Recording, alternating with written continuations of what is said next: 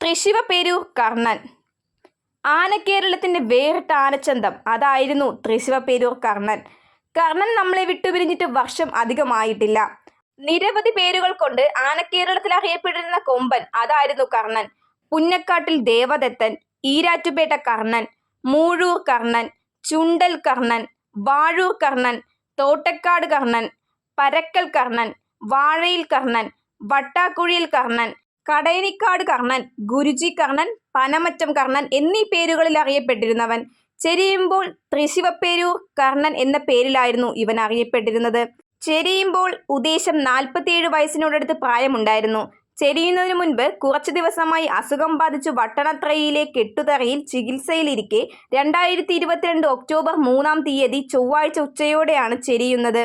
നമ്മുടെ നാട്ടിലെ പ്രധാനപ്പെട്ട എല്ലാ ഉത്സവങ്ങളിലെല്ലാം സ്ഥിര സാന്നിധ്യമായിരുന്നു തൃശ്ശിവപേരൂർ കർണൻ.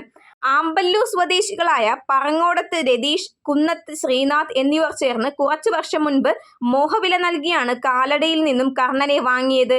ഒരു കാലത്ത് ഉത്സവപ്പറമ്പുകളുടെ പേടി സ്വപ്നമൊക്കെ ആയിരുന്നുവെങ്കിലും പിന്നീട് ആനപ്രേമികൾക്കിടയിൽ ആകാരഭംഗി കൊണ്ടും തലയെടുപ്പ് കൊണ്ടും ആനപ്രേമികൾക്ക് പ്രിയങ്കരനായി മാറിയ കൊമ്പൻ.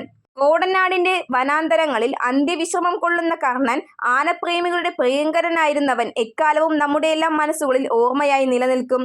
നഷ്ടങ്ങളുടെ എണ്ണം ഓരോ ദിനം കഴിയുന്തോറും കൂടി വരുന്നു.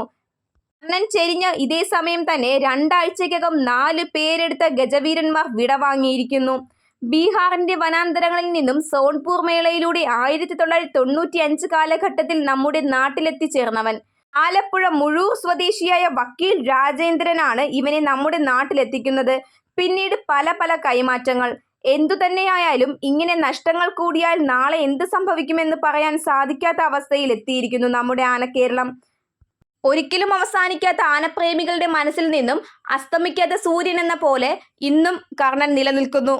മറ്റൊരു വീഡിയോയിൽ മറ്റൊരു ഗജകേസരിയുടെ വിശേഷങ്ങളുമായി നമുക്ക് വീണ്ടും കാണാം. Thanks for watching.